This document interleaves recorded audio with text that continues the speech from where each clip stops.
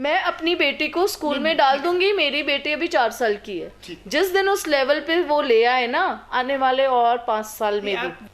आप बोल रहे हो कि विपक्ष है ही कहाँ? मुझे पता है आप यही बोलोगे विपक्ष नहीं, उसी पे। आपको पता है आज के टाइम में क्लर्क की तनख्वाह कितनी है?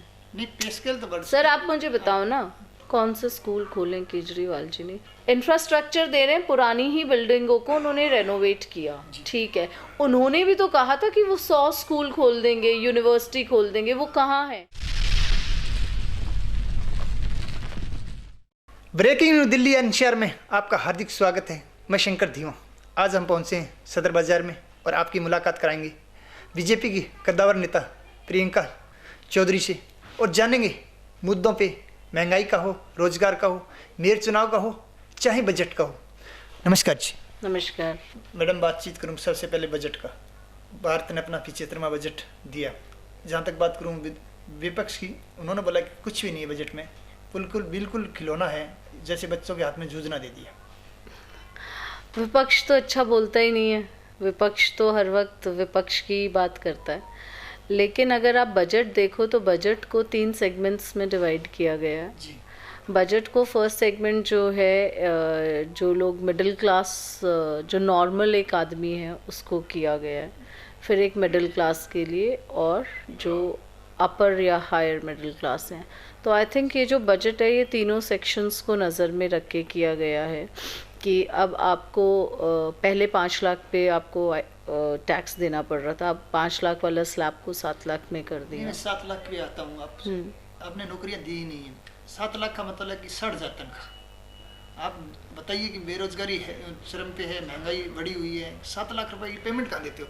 आपका सी ग्रेड का यहाँ आदमी है, उसकी तनख्वाह 13,400 से स्टार्ट होती है। स्किल अनस्किल आपको पता ही है। शंकर जी, ऐसा नहीं है।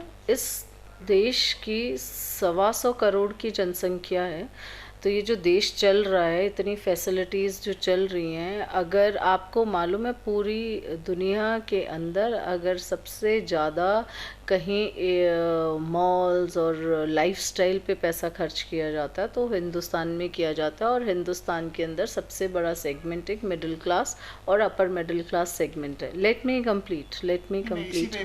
कंप्लीट वो है। और उसमें जो है, उस बीच में लोग नौकरियां करते हैं। जो आदमी 5 लाख सालाना कमा रहा था, एनुअली कमा रहा था, तो उसको क्या रिलैक्सेशन नहीं मिला, उसको टैक्स नहीं पे करना पड़ेगा। या जो आदमी 7 लाख कमा रहा, उसकी 5 लाख कमा रहा था, फिर उसकी इंक्रीमेंट हो जाती है और 7 लाख के करीब पहुंचता है, तो वहाँ पे भी उसको 7 लाख से कम है तो नहीं देना ना टैक्स।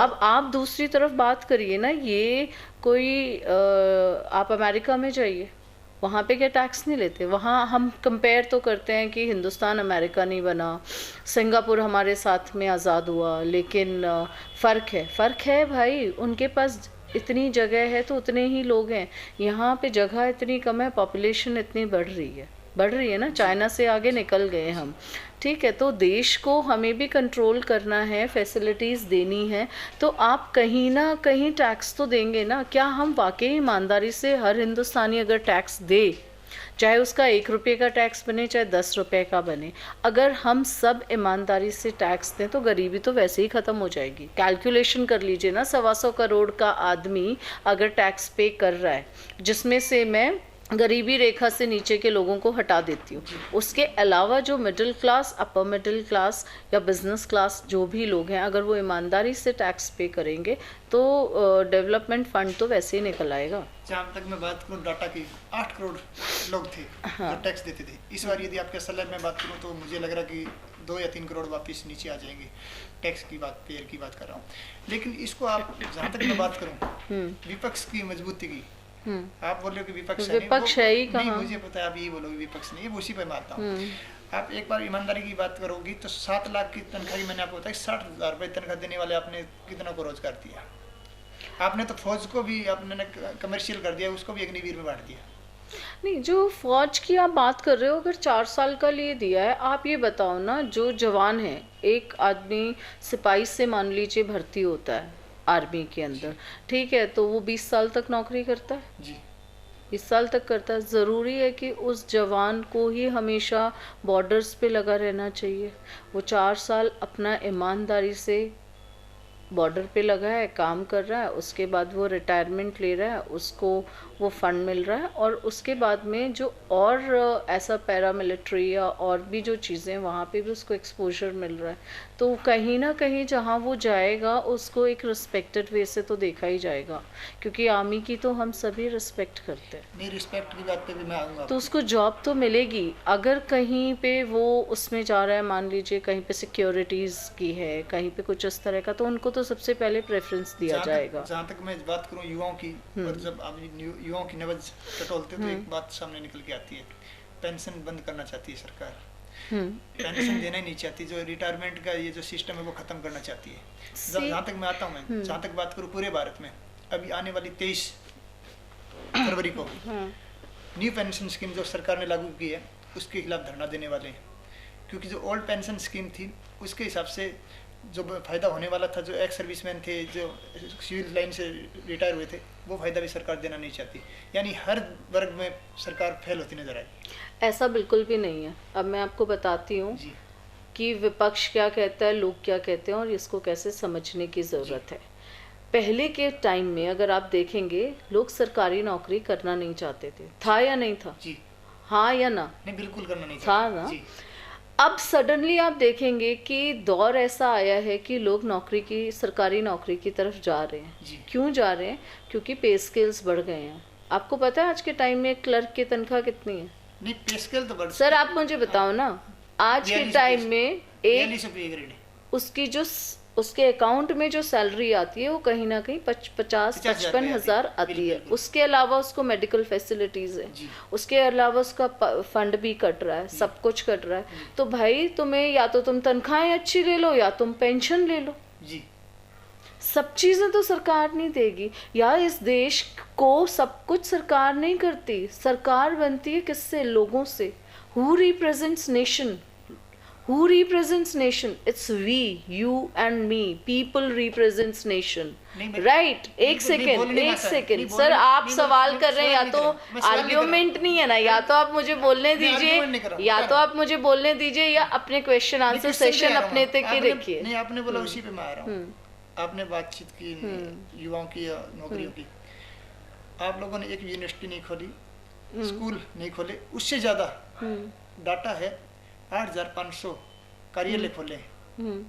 यानी भारतीय जनता पार्टी के 5 स्टार कार्यालय 8,500 खुले हैं, लेकिन आज कोई यूनिवर्सिटी नहीं है। +2 के बाद में, मैं आता हूँ उसी पे, +2 करने के बाद में 85% बच्चों का एडमिशन नहीं होता है। डिस्टेंस एजुकेशन के थ्रू बच्चा अपना ग्रेजुएशन करता है, फिर कोई भी प्राइवेट कंपनी में जाता है तो उसको चाहिए एक्सपीरियंस। मैं आपको बिल्कुल लॉजिकल आंसर दूंगी, लेकिन आप पेशेंस से सुनेंगे तो। आप मुझे इंटरप्ट मत करिएगा।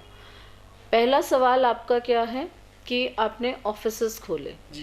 आप ये देखिए, ये वर्ल्ड की सबसे लार्जेस्ट पार्टी बन गई है, ठीक है। अब ये लार्जेस्ट पार्टी बनी है तो पार्टी को जब एक सिस्टम के तरीके से चलाया जाता है, एक जिला अध्यक्ष है, जिला अध्यक्ष के नीचे महामंत्री होते हैं, कोषाध्यक्ष होते हैं, देयर इज़ अ सिस्टम। अब अगर सिस्टम में चल रहे हैं तो उस सिस्टम में जिला अध्यक्ष ऑफिस में जाएगा, वहाँ बैठेगा, मीटिंग लेगा, संगठन की जो भी चीज़ें हैं वो सारी बात करेगा। तो इसमें कौन सी गलत बात है अगर भारतीय जनता पार्टी अपने हर जगह ऑफिस खोल रही है? कहीं पे भी कोई किसी लोकल आदमी की सुनवाई नहीं हो रही तो कम से कम वो उस जिलाध्यक्ष के पास जा सकता है, बात कर सकता है, अपनी परेशानी को दूर कर सकता है। ये कौन सा नज़रिया है देखने का कि इतने ऑफिस खोल दिए? क्यों ना खोले? अगर एक कोई लार्जेस्ट पार्टी है तो उसको बिल्कुल खोलना चाहिए। अपनी प्रेजेंस आप पब्लिक के बीच में कैसे दिखाओगे? एटलीस्ट हम पब्लिक के बीच में बैठे तो हैं, पब्लिक के बीच में से भाग तो नहीं रहे, ऑफिस बंद तो नहीं कर रहे, ऑफिस खोल रहे हैं, तो इसमें क्या बुरी बात है? स्कूल और कॉलेज क्यों नहीं खोल रहे? स्कूल कॉलेजेस खुल रहे हैं, हॉस्पिटल्स खुल रहे हैं, आप उठाइए डेटा। दूसरी बात मैं दिल्ली की तरफ हूँ, डीडीए की जमीन आप दे नहीं रहे हो। केजरीवाल जी ने इतने अच्छे स्कूल खोले। कौन से स्कूल खोले केजरीवाल जी ने? टीचर्स को ना ऑफ रिकॉर्ड पूछ लीजिएगा कि वो केजरीवाल जी क्या काम कर रहे हैं। काम नहीं हो रहा। बाहर की संस्थाओं को फंडेड किए जा रहे हैं। फिनलैंड भेज रहे हैं एजुकेशन के लिए। अरे आप यहाँ पे एजुकेशन सिस्टम हमारा भी अच्छा है, फिनलैंड जाके ही कुछ अच्छी एजुकेशन सिस्टम आएगी, एक्सपोजर है। और भेजना है तो आप भेज के उसको इम्प्लीमेंट तो कराओ। फिर भी सरकारी स्कूल के बच्चे, जो सिस्टम बन गया है ना, वो ये सिस्टम बन गया है कि वो बच्चे 12वीं भी पास कर जाएंगे तो भी कुछ उन्हें आता जाता नहीं है। इसलिए अगर सरकारी स्कूल अच्छे हों तो मैं भी अपनी बेटी को सरकारी स्कूल में डालने को तैयार हूँ, अगर सेम एजुकेशन और सेम सिस्टम मिल रहा है। सीबीएसई में 17वें नंबर पे है दिल्ली, कोई ज़्यादा नुकसान तो नहीं है? सर 17वें नंबर पे है। एक क्रीम हर जगह होती है। कुछ बच्चे इंटेलिजेंट हैं, मेहनत करते हैं, वो 5% बच्चे हैं जो रिजल्ट ला के दिखाते हैं कि 90s में परसेंटेज आ गया।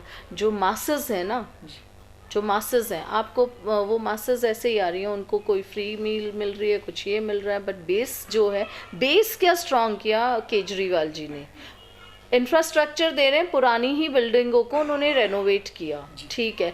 उन्होंने भी तो कहा था कि वो 100 स्कूल खोल देंगे, यूनिवर्सिटी खोल देंगे, वो कहाँ है? 600 स्कूल बोला था। 600 स्कूल जो भी बोला था, उनकी तो मैं बातें सुनती नहीं हूँ बहुत ध्यान से। क्या सुनना चाहिए ना, आप चीफ मिनिस्टर हैं दिल्ली के, ऐसा तो नहीं है? नहीं, चीफ मिनिस्टर हैं, लेकिन चीफ मिनिस्टर हैं, आज तक ना तो कोई ढंग का फ्लाईओवर बना है। उन्होंने कहा था बसेस के अंदर वो मार्शल्स रहेंगी, मार्शल्स नहीं है। वाईफाई सब जगह अवेलेबल है, मेरे को तो बताओ, चलो अभी मेरे साथ कौन सा वाईफाई काम मैंने क्वेश्चन किया था विधायक साहब से कि 4G का टेंडर खत्म हो गया, 5G लगने वाला है। सर वो पहले, अब 4G से 5G में जा रहा है, उससे पहले भी नहीं चल रहा था, मेरे को तो कभी नहीं चलता हुआ दिखा। चलेगा कैसे?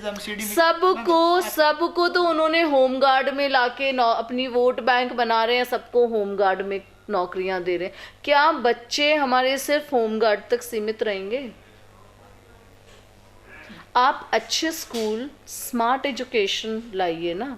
आप उन सरकारी स्कूलों को जो नॉर्मल स्कूल है उस लेवल पे लेकर आओ। सर डंका बजने से कुछ नहीं, डंका तो कहीं भी बजा लो, आप रूट लेवल पे क्या काम कर रहे हो उसकी बात है। जिस दिन ये दिख जाएगा ना कि जो सरकारी स्कूल केजरीवाल जी चला रहे हैं और उन स्कूल के सभी बच्चे एक जो भी normal public school, private school के इक्वलेंट है, मैं अपनी बेटी को उस दिन उस स्कूल में डाल दूंगी। मैं अपनी बेटी को स्कूल में डाल दूंगी। मेरी बेटी अभी 4 साल की है। जिस दिन उस लेवल पे वो ले आए ना, आने वाले और 5 साल में भी सरकार खराब है। मैं तो आपको बोल रही हूँ कि अगर वो ये काम कर देते हैं, वो ये काम करते हैं, तो सबसे पहले मैं आऊंगी कि मैं अपनी बेटी को ही डालूंगी, अगर वो उस लेवल पे ले आते हैं। उनका इसी आरोप है, LG और बीजेपी काम करने नहीं दे रही। अभी मैं बात करूँ, आता हूँ मैं, 15 साल का टर्नओवर था। सर राजनीति सुन लीजिए, एक सेकेंड। अगर काम करने नहीं दे रही तो उन्हें इस्तीफा देना चाहिए। इसका मतलब उनमें कैपेबिलिटी नहीं अपना काम कराने की। Being a chief minister of being a chief minister of Delhi, Arvind Kejriwal ji अगर ये स्टेटमेंट्स देते हैं कि बीजेपी और LG काम नहीं करने दे रहे, तो उससे अगर काम नहीं करने दे रहे हैं, वो ये स्टेटमेंट दे रहे हैं, तो उन्हें कहिए इस्तीफा दे दें। हमारे यहाँ पे सब डिसीजंस पार्टी लेती है। मैं बहुत छोटी सी कार्यकर्ता हूँ बस पार्टी की। बहुत बहुत धन्यवाद। Thank you. आज हमारे साथ थी बीजेपी की गदावर नेत्री प्रियंका चौधरी, और उन्होंने पक्ष रखा बीजेपी का। लेकिन एक बात मैं आपको बता दूं, जहाँ तक बात है बजट की, तो 7 लाख तक का जो टैक्स है वो एक मध्य वर्ग को लुभाने के लिए दिया गया, और आने वाले 2024 के चुनाव को देखते हुए शायद ये प्री प्लान था। आज बस इतना ही, कल फिर मिलेंगे एक नई मुहिम के साथ। तब तक के लिए जय हिंद, जय भारत। आप हमारे चैनल को लाइक, शेयर और सब्सक्राइब जरूर करें। वंदे मातरम। नमस्कार।